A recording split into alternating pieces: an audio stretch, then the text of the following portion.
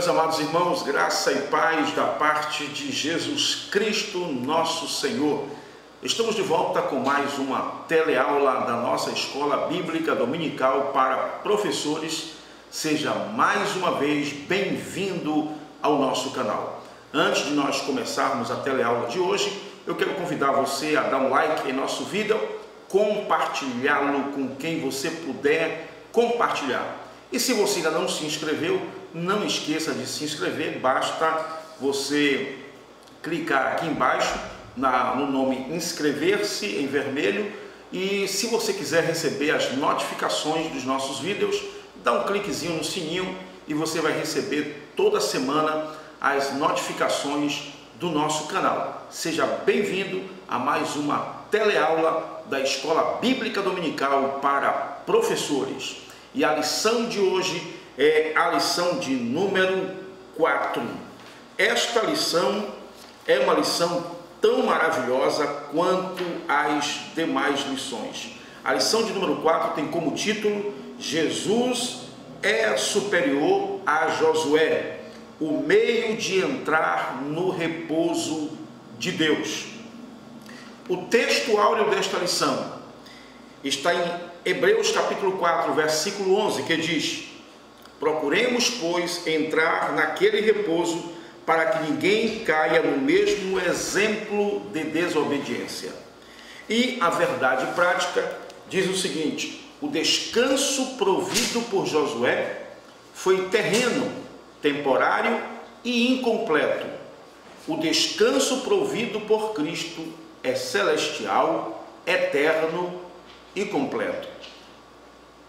O objetivo geral desta lição, o maior objetivo desta lição, é demonstrar que Jesus é superior a Josué na mensagem e no provimento de repouso para o povo de Deus. A mensagem de Jesus é superior e o repouso que Jesus oferece é também superior. Perceba que existe uma semelhança em relação à lição da semana anterior. Portanto, é preciso que o professor sempre fale para o aluno, mostre para o aluno que ele está dentro de um estudo sequenciado. Ele não está dentro de estudos aleatórios. Ele está estudando um determinado tema em um determinado livro. Por isso é muito bom sempre lembrar o que foi tratado na última aula, para que, ao fazer a ilação entre uma aula e outra, o aluno possa se encontrar e saber para onde está indo, lembrando-se, portanto, de onde ele parou. Isso é de suma importância. Portanto, esse é o objetivo geral: demonstrar que Jesus é superior a Josué na mensagem e no provimento de repouso para o povo de Deus. Os 3 objetivos específicos, como eu sempre falo aqui, são aqueles caminhos que você vai traçar para que você consiga chegar a este objetivo geral. O professor, quando vai preparar a sua lição da escola dominical, ele deve estar consciente de que a lição da escola dominical tem um recurso pedagógico, que é este recurso do objetivo geral e dos objetivos específicos, que ajuda o professor a saber o que vai fazer na sala de aula. Quando o professor toma consciência ou ciência de qual é o seu objetivo geral, ele não deve ficar preocupado, porque a mesma lição traz também um outro recurso pedagógico que lhe ajudará a alcançar esse objetivo geral, e este recurso são os 3 ou 2 objetivos específicos, isto de acordo com a lição. Então, o primeiro diz: mostrar que a mensagem de Jesus é superior à de Josué. Este é um desafio para você. Quero lembrar aos professores que a linguagem das lições da escola dominical, editadas pela CPAD, tem uma linguagem muito fácil. É interessante que essas lições, elas oferecem um trecho que antecede ao comentário, que é o interagindo com o professor.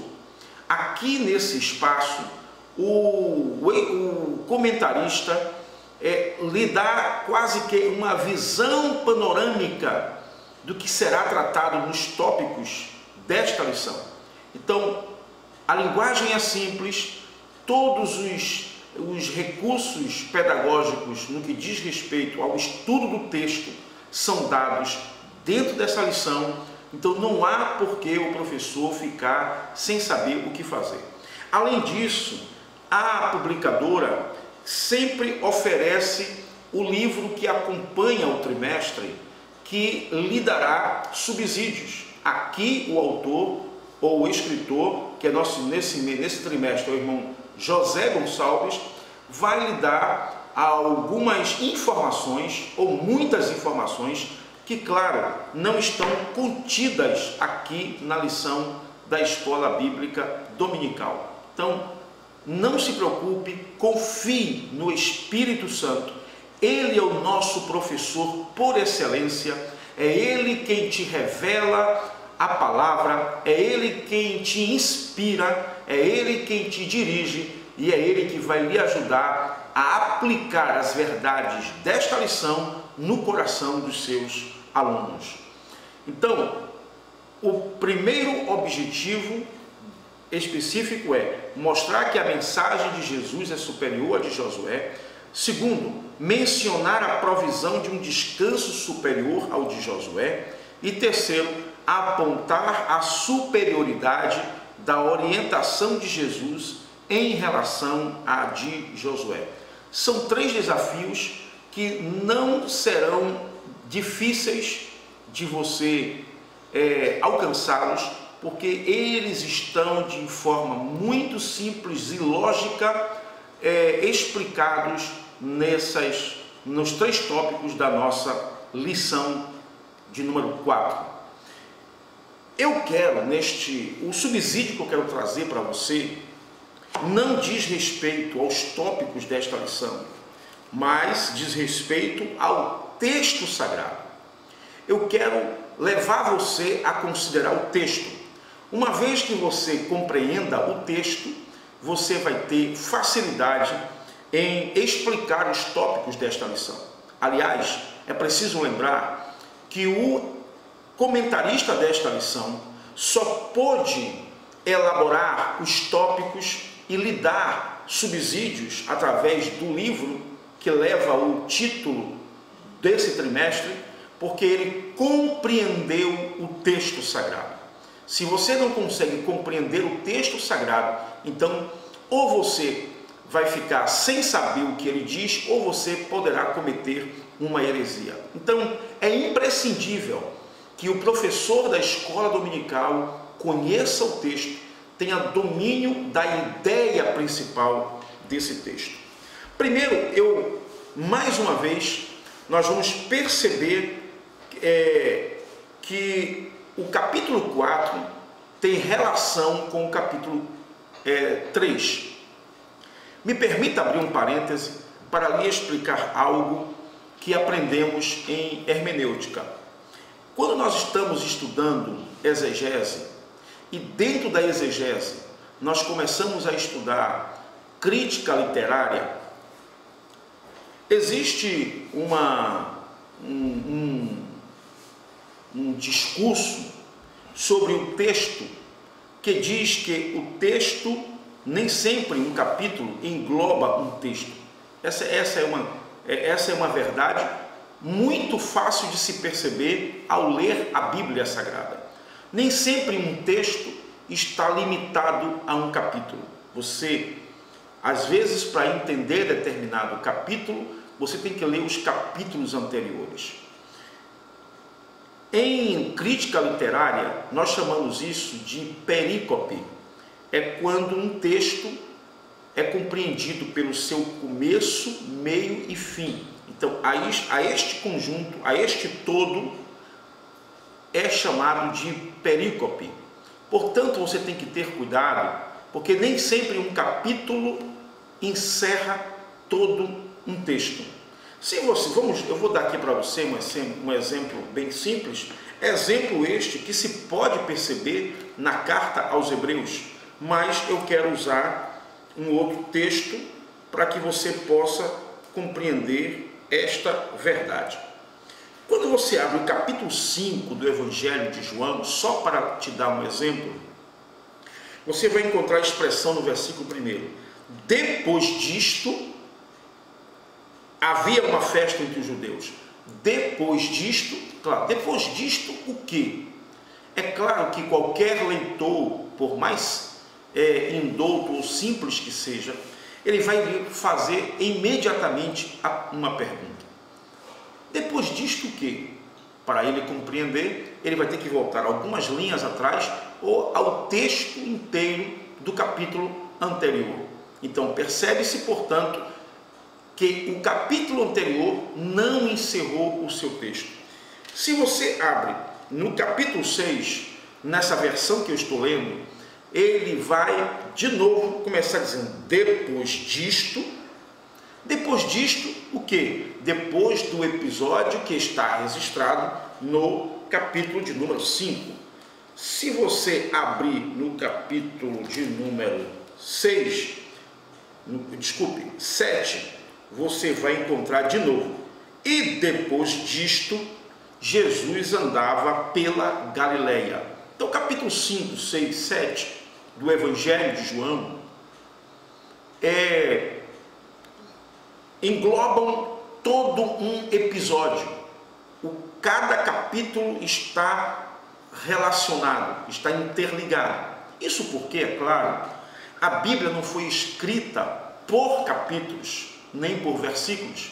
Capítulos e versículos vieram depois e têm o objetivo principal de localizar o texto, de encontrarmos o texto. Este é o grande objetivo. Mas isso não quer dizer que um capítulo encerre todo um episódio. Você percebe que quando você começa a ler o capítulo 7, versículo 53, que é um versículo que nós costumamos brincar com os irmãos, né? E cada um foi para a sua casa, não é? Perceba que o capítulo 8, versículo 1, diz, Jesus, porém, foi para o Monte das Oliveiras. Então perceba que o capítulo 7 encerra no capítulo 8, versículo 1, isto é, aquele episódio do capítulo 7 encerra no capítulo 8, versículo 1. Se fôssemos usar aqui esta lógica de encerramento do texto, nós começaríamos, portanto, o capítulo 8, na verdade, no versículo de número 2. Ou melhor, o versículo de número 2 seria, portanto, o versículo 1 e o capítulo todo teria 58 e não 59 versículos. Isso eu estou falando para que você entenda que um texto, um capítulo, às vezes não encerra um texto. Especialmente numa carta como aos Hebreus, onde ela foi escrita com um objetivo. A carta aos Hebreus é um discurso a uma determinada comunidade judaica sobre os pactos do Antigo Testamento e a relação que esses pactos têm com a nova aliança, e com o objetivo, claro, de demonstrar a superioridade do pacto da nova aliança na pessoa de Jesus ser superior da antiga aliança do Antigo Testamento. Então, portanto, é necessário que o professor da escola bíblica dominical leia os capítulos que estão sendo estudados nesse trimestre. Por isso que no começo, na primeira lição, eu falei que é imprescindível que o professor leia toda a carta aos Hebreus, tenha pelo menos uma visão panorâmica da mensagem desta carta, da teologia desta carta. Então, o capítulo de número 3 começa, na versão que foi usada para a lição de número 4, começa dizendo, temamos, pois.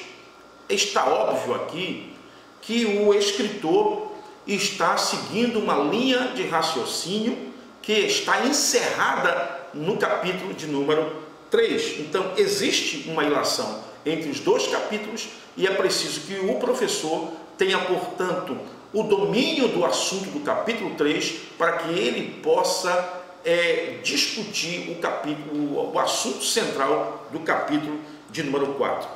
O capítulo de número 3, versículos de 9 a 19, trata da dureza do coração do povo de Israel, da desobediência e, consequentemente, da perda do descanso que Deus tinha prometido a Israel, que seria dar a eles a terra prometida, entrar na terra que emana leite e mel. O escritor aos Hebreus vai dizer-nos que aquela gente não entrou neste repouso, muitos deles não entraram por causa da rebeldia, por causa da desobediência.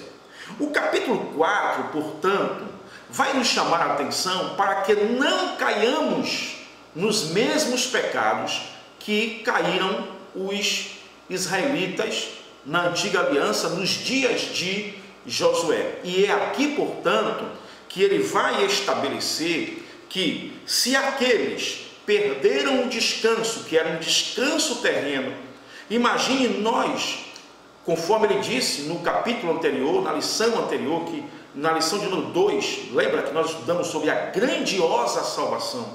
Nós que alcançamos uma tão grande salvação, não podemos, portanto, menosprezá-la, porque se Deus puniu aqueles que herdariam uma terra, um descanso terreno, imagine nós que fomos alcançados por sua graça e misericórdia por intermédio do sangue de Jesus Cristo, o seu Filho. Então, este é o objetivo do capítulo de número 4, nos alertar para que não caiamos no mesmo pecado que caíram os israelitas.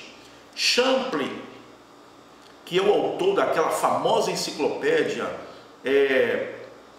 Antigo Testamento e Novo Testamento, interpretado versículo por versículo, é um dos autores, o principal, que na verdade existem, é todo um conjunto ali de eruditos que comentam os textos sagrados. Ele diz que esse texto, do capítulo 4, versículo 1, parafraseado, ficaria o seguinte: portanto, temamos para que não sigamos aquele exemplo negativo e fracassemos, não obtendo o descanso que nos foi prometido. Fica, portanto, aqui a ideia de que a verdade aqui estabelecida de que Deus nos preparou um descanso e que a falta de perseverança, lembra que perseverança é uma das verdades que devemos alimentar em nosso coração no que diz respeito à salvação. Faltando-nos a perseverança, entrando pelo caminho da desobediência e da rebeldia diante de Deus, desprezando o sangue de Jesus que foi vertido em nosso favor, poderemos não alcançar esse descanso, mesmo ele tendo sido prometido. Ele é prometido para aqueles que perseveram até o fim. Então, o versículo de número 2 diz assim, bem, vamos aqui antes encerrar a ideia do versículo 1. O versículo 1, portanto, já demonstra esta ilação com o capítulo anterior. Temamos, pois, algumas versões começam dizendo, portanto, dando-nos, portanto, a mesma ideia de que o escritor está fazendo relação entre o assunto anterior e o assunto presente. Eu quero lembrar para você que a expressão portanto, na classificação gramatical, é uma conjunção conclusiva. Então, quer dizer, concluo, portanto, esta e esta verdade. quando ele usa essa expressão, ele está dizendo que a verdade que ele está declarando a partir desta sentença, ou a partir desta frase, é fundamentada nas verdades que foram ditas anteriormente. Então, o versículo de número 2 diz: porque também a nós foram pregadas as boas novas. Assim como a eles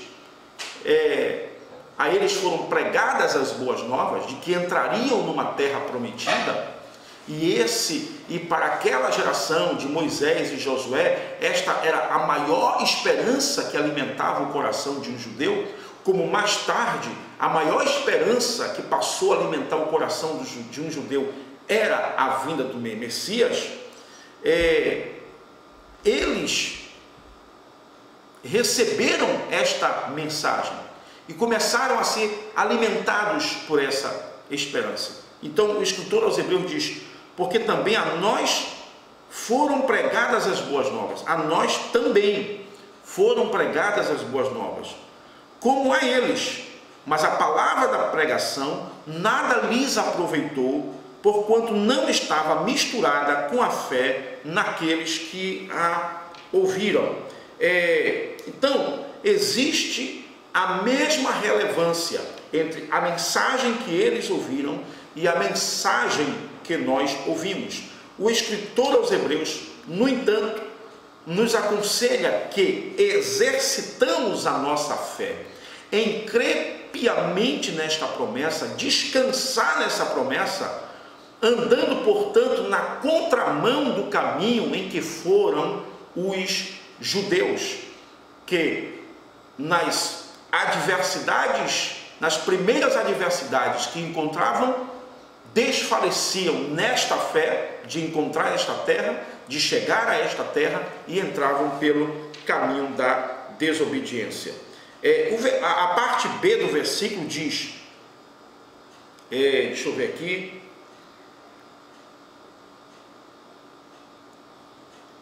a parte B do versículo diz, como a eles, mas a palavra da pregação, porquanto não estava misturada com a fé naqueles que a ouviram.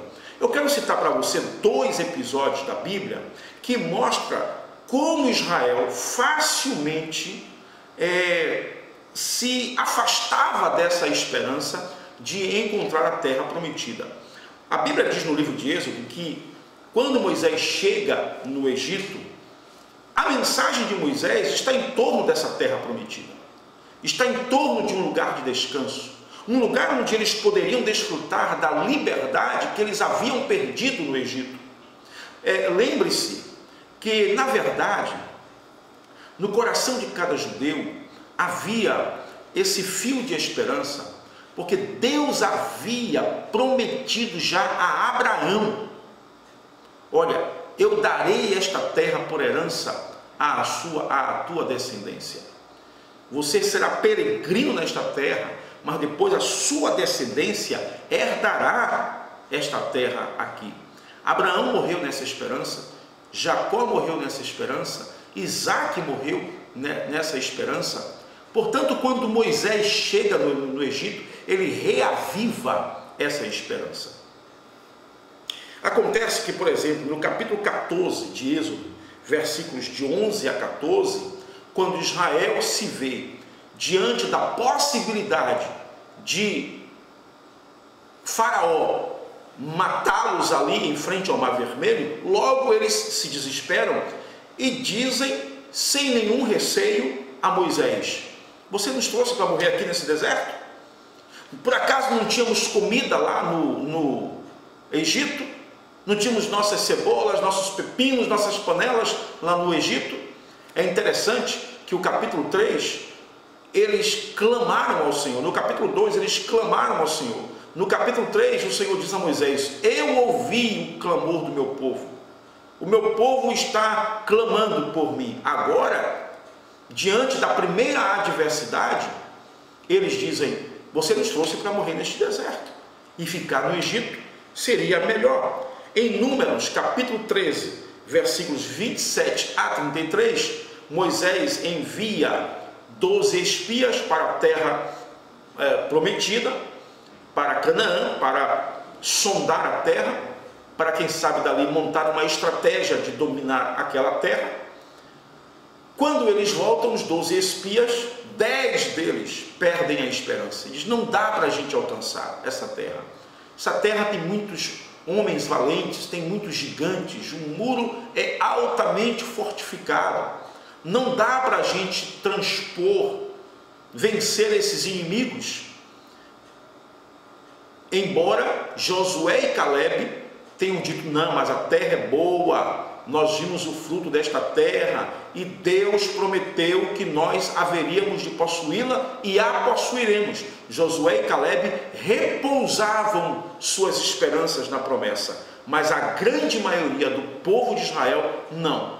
Esses são 2 exemplos que eu estou te dando para que você entenda que Israel recebeu a mensagem, mas não guardou com fé em seu coração de que poderia alcançar a promessa. Então, diante das primeiras adversidades, Israel desfalecia e se afastava, e é isto que o escritor aos Hebreus está tratando no capítulo 4, sem entrar em detalhes.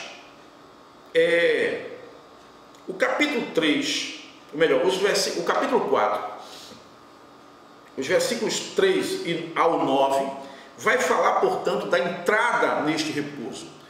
O versículo 3 diz: porque nós, os que temos crido, entramos no repouso, tal como disse: assim jurei na minha ira, que não entrarão no meu repouso, embora as suas obras estivessem acabadas desde a fundação do mundo. Vamos fazer aqui, vamos tentar explicar aqui esses versículos do 3 ao 9. O escritor aos Hebreus,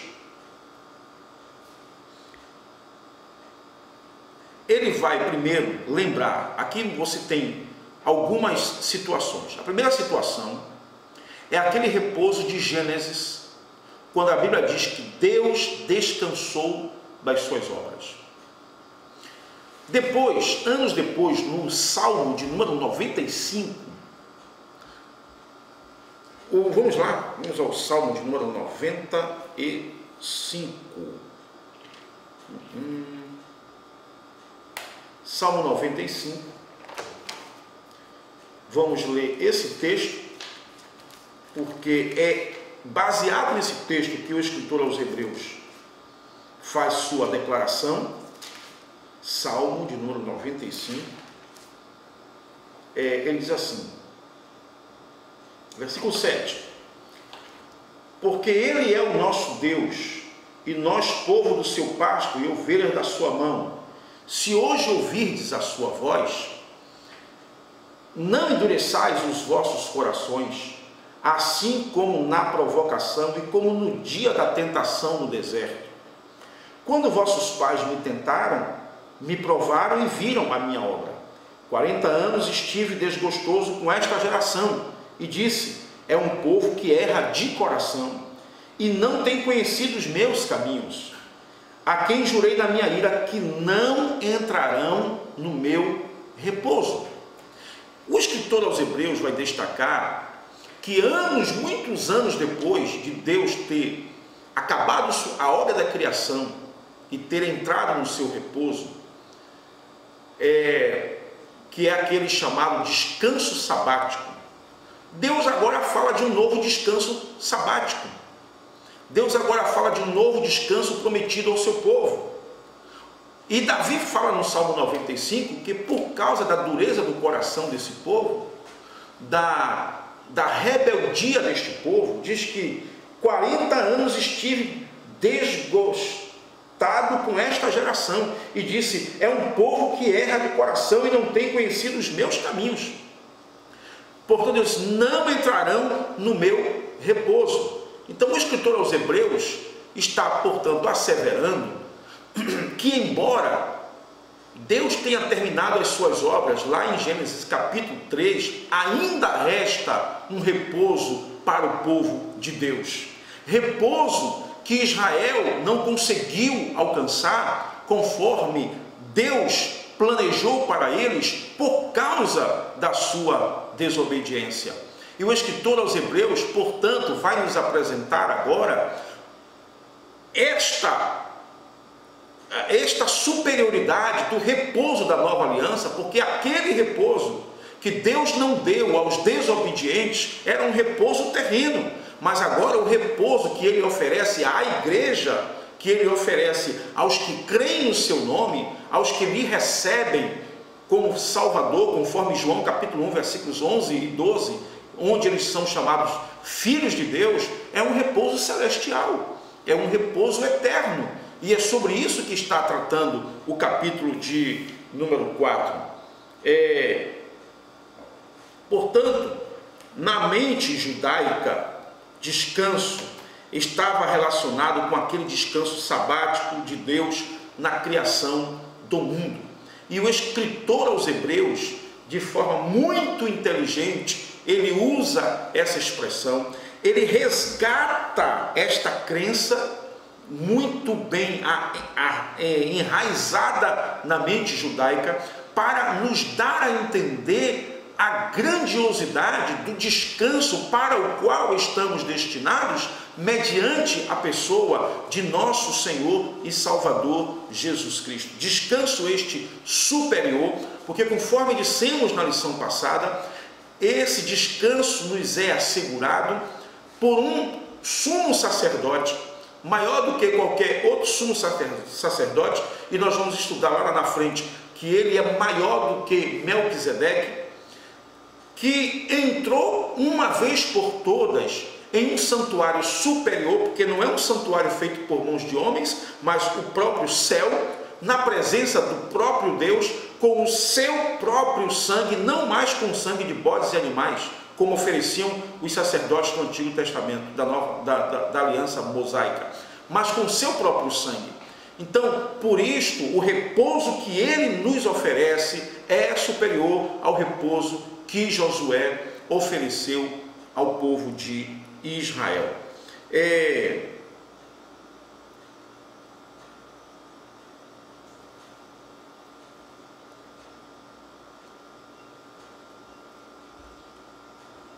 O versículo 7, vamos ao versículo 7. Vamos ficar. O versículo 7 diz: determina outra vez, um certo dia hoje, dizendo por Davi, muito tempo depois, isso aqui é para a gente ratificar o que nós estamos dizendo. Como está dito, hoje, se ouvirdes a sua voz, não endureçais o vosso coração. Isso porque a promessa de um descanso ainda está de pé para o povo de Deus. Então, o versículo 7 mostra um descanso pós-criação. Então, o escritor aos Hebreus tenta, na verdade, o escritor aos Hebreus aqui, ele não somente nos dá a compreensão novo-testamentária do descanso, mas como ele também explica esta crença no Antigo Testamento. Então, ele deixa bem claro que Israel tem que entender, ou melhor, a igreja de Cristo, comprada pelo sangue de Jesus, que neste caso aqui era uma comunidade judaica, tinha um descanso que ia além do descanso de Josué, que ia além do descanso sabático, que ia além do descanso de Gênesis. Era um descanso que estava tanto à disposição do povo de Deus, que Davi falou lá no Salmo, que para nós hoje é o Salmo de número 95. Então, ele faz uma interpretação, ou melhor, ele faz uma exegese a partir de textos do Antigo Testamento, para provar àquela comunidade judaica que ainda restava um repouso para o povo de Deus. É por isso que no versículo 8 ele diz, portanto, versículo 8 diz, porque se Josué lhes houvesse dado repouso, não falaria depois disso de outro dia. Isso ele já está falando do escrito de Davi, que vem bem depois da história de Josué. Então ele está asseverando que Deus, nos dias de Davi, ainda garantia um repouso para o povo de Deus. Aí no versículo 9 ele vai dizer: portanto, resta ainda um repouso para o povo de Deus. Era o clamor, era o alerta, era o chamamento do escritor aos Hebreus para aquela comunidade judaica, para aquela igreja, de que ainda resta um repouso para o povo de Deus. Aí ele vai explicar, no versículo 10, ele vai explicar onde está baseada, ou onde está baseado o seu discurso. Ele diz: porque aquele que entrou no seu repouso, ele próprio repousou de suas obras como Deus das suas. Procuremos, pois, entrar naquele repouso, para que ninguém caia no mesmo exemplo de desobediência.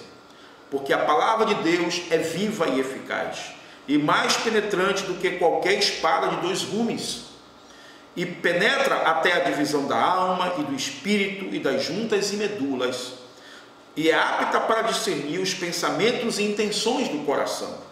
E não há criatura alguma encoberta diante dele. Todas as coisas estão nuas e patentes aos olhos daquele com quem temos de tratar. Então, o escritor aos Hebreus encerra este assunto no versículo de número 12 e 13, dizendo que todas as coisas estão nuas e patentes diante de Deus pela palavra de Deus.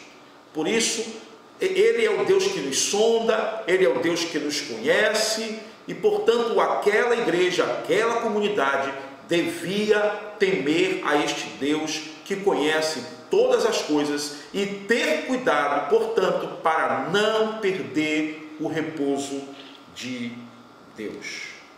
Que Deus em Cristo nos abençoe. O versículo 8 diz assim: porque se Josué lhes houvesse dado repouso, não falaria depois disso de um outro dia. Então aqui ele está mostrando a superioridade do repouso do qual ele está falando em relação ao repouso que Josué oferecia ao povo de Israel. E se o povo de Israel perdeu aquele repouso por causa da sua desobediência, muito mais nós poderemos perder um repouso celestial que nos é garantido por um sacrifício superior ao sacrifício do Antigo Testamento, que era feito por sangue de animal, e o da nova aliança é feita pelo sangue inocente do Filho de Deus. Bem, este foi o nosso subsídio de hoje. A nossa ideia hoje é dar para você uma ideia do que nos fala o texto. É claro que nesse vídeo nós não temos tempo para fazer a exegese de forma mais profunda. Nós tentamos aqui ajudar você no sentido de lhe dar uma ideia do discurso central desse texto, a partir de uma exegese fiel ao texto, de um estudo fiel à palavra de Deus. Deus em Cristo te abençoe. Muito obrigado pela sua atenção e até a próxima aula, se Deus quiser.